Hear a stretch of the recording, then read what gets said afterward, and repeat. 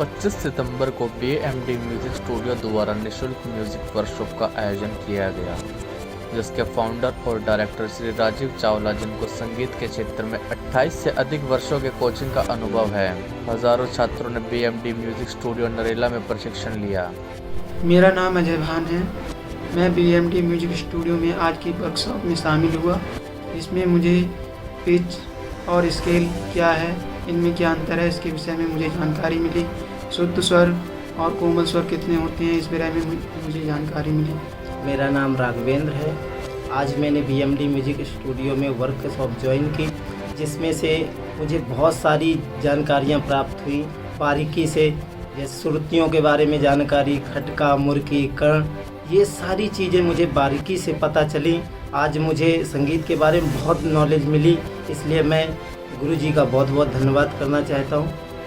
BMD music studio हर रविवार को सुबह 11 बजे सिंगिंग सीखने के इच्छुक स्टूडेंट्स के लिए फ्री सिंगिंग वर्कशॉप का आयोजन कर रहे हैं। इसमें सुगम और शास्त्रीय गायन तथा संगीत शास्त्र की शिक्षा दी जाती है। हेलो दोस्तों, मेरा नाम कुणाल कुमार है। आज मैं BMD म्यूजिक वर्कशॉप में अटेंड किया, जिसमें मैंने जानकारी प्राप्त की है स्वर, ध्वनि, नाद और शैल, पिच के बारे में प्राप्त किया। इसके लिए मैं गुरुजी को धन्यवाद करता हूँ। इस म्यूजिक वर्कशॉप में संगीत के जिन विषयों को शामिल किया गया है वो है अलंकार अभ्यास, सुबह का रियाज, अपने गायन पैमाने को जाने, पिच ज्ञान, उच्च पिच तकनीक, संगीत व्यवसाय। आज आपको संगीत की जो स्वर हैं वो स्टार्ट कहाँ से होते हैं वो बता रहे हैं। सबसे पहले क्या चीज़ है? नाद। सबसे पहले ध्वनि। ध्वनि का मतलब साउंड। कोई भी साउंड जो हम बोल रहे हैं, जो कुछ पेन गिर गया उसकी आवाज़, या जो गा रहे हैं, वो सब ध्वनि है। और हवा की आवाज़ वो भी ध्वनि है, पत्तों की आवाज़ वो भी ध्वनि है। ध्वनि अनगिनत है, मगर उनमें से और उससे बनता है नाद। नाद बनता है, यानी कि नाद जो संगीत में उपयोगी होता है, जो संगीत में उपयोगी होता है वो नाद बनता है। और नाद भी असंख्य होते हैं, मगर संगीत में उपयोगी जो नाद होते हैं वो 22 होते हैं। 22 नाद होते हैं जिसको हम संगीत में प्रयोग करते हैं, जो मैंने आपको यहाँ पे ड्रॉ करके अभी बता रहा हूँ। तो 22 नाद को हम बोलते हैं, जो जिनको हम लिख सकते हैं, जिनको हम गा सकते हैं, उसको बोलते हैं श्रुति। 22 नाद जो संगीत में उपयोग हो रहे हैं उसको हम श्रुति बोलते हैं। ठीक है, ध्वनि बता दिया, नाद बता दिया और श्रुति। श्रुति कितनी होती है? 22।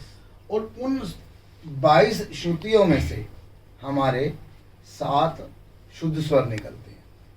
7 शुद्ध स्वर और 5 विकृत स्वर। विकृत स्वर क्या होते हैं? जो कोमल और तीव्र होते हैं, उनको विकृत बोलते हैं। और शुद्ध क्या होते हैं?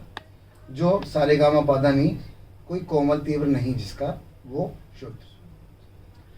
तो ध्वनि से नाद, नाद से 22 श्रुति, 22 श्रुति से 7 स्वर जो हम गाते हैं, जिनको हम समझते हैं सारेगामा पादा नी, वो।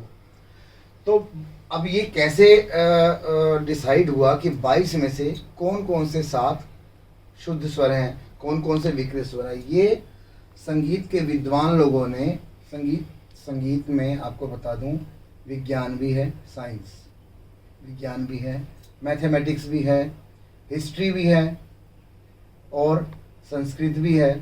तो ये सब कुछ संगीत के अंदर है। अब उसको समझना है कैसे कैसे। अब इसमें क्या है, साइंस के माध्यम से एक तार पर हमें नापा गया, एक तार पर नापा गया कि इस तार में कितने स्वर हो सकते हैं। जैसे गिटार की तार है, सितार की तार है, वायलिन की तार है, तो उसमें कितने स्वर बज सकते हैं, हल्का हल्का डिफरेंस करके कितने स्वर बन सकते हैं, कितने श्रुति बन सकती है, मतलब। तो वो 22 बनी। समझ आ गया? क्लियर हो गया? अब देखो, इसमें गिटार में एक तार पर हम सब कुछ देखेंगे, 1 2 3 4 ऐसे देखेंगे। ठीक है, अभी जब देखेंगे तो सा के बाद रे और कोमल रे आएगा पहले। सा के बाद कोमल रे, फिर शुद्ध रे। सा को हमने मान लिया ओपन, सिर्फ ऐसे बजा रहे हैं सा। पहली पे कोमल रे, अगली पे शुद्ध रे, कोमल गा, शुद्ध गा, माँ, तीव्र माँ, पा, धा, इस तरह से। मगर इसके बीच में आपको कहीं श्रुति नहीं दिख रही, नहीं दिख रही। क्यों नहीं दिख रही? क्योंकि इसके अंदर हमने डिवीज़न कर दिया। कहाँ से डिवीज़न किया? ये फ्रेट लगा दिए बीच में। ये जो लाइन दिख रही है आपको, ये इसको फ्रेट बोलते हैं। तो फ्रेट बीच में हमने डिवाइड कर दिया और उसकी भी एक दूरी, तो ये साइंस है। उसकी भी एक दूरी के हिसाब से किया। ऐसा नहीं ये वाला अगर हम यहाँ लगा देते तो वो एग्जैक्ट स्वर नहीं बन पाता, या ये वाला इधर कर देते थोड़ा सा, तो नहीं। इसको पूरा माप के, पूरा इसका साइंटिफिक इसको माप के, इसकी ध्वनि को माप के, तब इसके साथ इसके हिसाब से ये बनाया गया। और आगे आगे आगे ये पतला होता जाता है। देखो स्पेस इसका, देखो अंदर का ये मोटा है, बड़ा स्पेस है, बड़ा धीरे धीरे इसको कम होता जाएगा। वो भी पैमाने से इसको मापा गया कि कितनी दूरी पे रखना है, तो तभी इसका डिवीज़न किया गया है। अगर ये डिवीज़न ना हो, सिर्फ तार हो, तो अभी इसको दबाते हैं तो यहाँ से साउंड निकलती है। अगर ये नहीं लगा होगा तो साउंड नहीं आएगी और डिवाइड भी नहीं होगा स्वर। ठीक है, अब इसमें श्रुति को समझना है तो कैसे समझना है? इसमें क्या है, ये सा हो गया ओपन स्ट्रिंग, यहाँ पे ध्वनि को, इसकी साउंड को महसूस करना।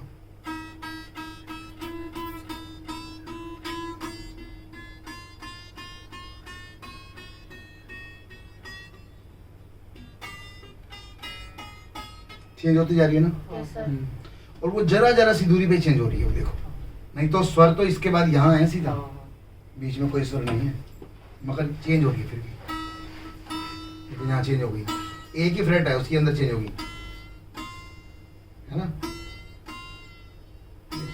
अलग अलग आवाज आ रही है ना, इसीलिए आ रही है क्योंकि ये श्रुति चल रही है साथ में। ये श्रुति होती है, इसको बोलते हैं श्रुति। तो बीच बीच में जो श्रुति आ रही है, तो कुल 22 श्रुति हो गई जो एक सप्तक में बन सकती है। सा से लेकर नी तक में कुल 22 श्रुति बनती है। समझ में आ गया? ये श्रुति का टॉपिक क्लियर हुआ। अभी क्या करते हैं, जैसे हारमोनियम होता है, 2 हारमोनियम हैं और दोनों की आवाज में डिफरेंस आ रहा होता है। किसी का स्वर ऊंचा, किसी का थोड़ा नीचा हो रहा है, बिल्कुल एक दोनों के सा बजाए मगर दोनों के सा मैच नहीं हो रहे। वो क्या रीज़न है? वो श्रुति का रीज़न है, क्योंकि जो सा है वो उस जगह पर जहाँ होना चाहिए वहाँ पहला ट्यून नहीं किया गया, उसको यहाँ ट्यून कर दिया, उसको यहाँ ट्यून कर दिया, या उसको नीचे कर दिया। नीचे करोगे तो वो यहाँ आ जाएगा। सा से पहला 22 में श्रुति हो जाएगी, बाद में करोगे तो 2 हो जाएगी। और वो यहाँ ट्यून कर दिया तो उसके हिसाब से सारा ट्यून हो गया। थोड़ा सा स्केल ऊंचा हो गया उसका, थोड़ा सा स्वर ऊंचा हो गया उसका, तो वो मैच नहीं करेगा, थोड़ा सा फर्क आएगा। इसी तरह से बहुत सारे गाने, पुराने गाने ऐसे हैं जिनके साथ हम हारमोनियम प्ले करते हैं तो उनके स्वर मैच नहीं कर पाते। आपको बता रहा हूँ खास बात, ये बात कोई नहीं बताएगा।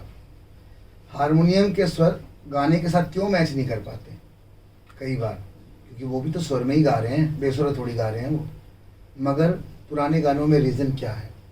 पुराने गानों में वो ट्रैक सिस्टम उनका पुराना सिस्टम होता था, ठीक है, और उसको रिकॉर्ड तो कर दिया, रिकॉर्ड तो बिल्कुल सही करते हैं, मगर जब हम टेप रिकॉर्डर में चलाते हैं, कैसेट से चलाते थे, जब तब की बात कर रहा हूँ, जब कैसेट से चलाते थे तो उसमें क्वालिटी में डिफरेंस आ जाता है। कोई थोड़ा ऊंचा हो जाता है, कोई थोड़ा स्पीड ज़्यादा हो जाती है गाने की, किसी गाने की। हमने कैसेट यूज़ की हुई है इसलिए हमें पता है। उसकी ज़्यादा स्पीड हो गई, कम हो गई, तो उसके हिसाब से वो चेंजेस आ गया। और उसके बाद सीडी बनी, उसके बाद सीडी का आविष्कार हुआ, तो वो जो कैसेट में जैसी साउंड रिकॉर्ड हुई वो सीडी में हो गई। उसके बाद वो इंटरनेट पे डाल दिए गए। अब सीडी का भी ज़माना ख़त्म, तो इंटरनेट पे डाल दिए। इंटरनेट पे जो डले वो कैसेट के माध्यम से डले थे। पहली बात तो ये, कैसेट में जो कमी रही, स्वर ऊंचा आ गया तो सीडी में भी ऊंचा रहा और आगे नेट पे भी वो ऊंचा ही बन गया। इसीलिए हमारे स्वरों की जो साउंड है गाने से कई बार मैच नहीं करती। मेरा नाम आस्था है। मैंने BMD म्यूज़िक स्टूडियो वर्कशॉप से कई सारी चीज़ें सीखी है। मेरा नाम मोहित है। मैं खुद एक म्यूज़िक अध्यापक हूँ, संगीत टीचर, और मैंने आज BMD स्टूडियो पर म्यूज़िक वर्कशॉप अटेंड की। तो यहाँ पर मेरे को बहुत महत्वपूर्ण जानकारी दी गई जो कि एक म्यूज़िक टीचर के लिए भी बहुत ज़रूरी है। तो मेरी आप लोगों से गुजारिश है कि आप लोग भी म्यूज़िक वर्कशॉप अटेंड करें और इसका आप लाभ उठाएं। हेलो फ्रेंड्स, मेरा नाम कुणाल पांचाल है। मैं BMD म्यूज़िक स्टूडियो का स्टूडेंट हूँ।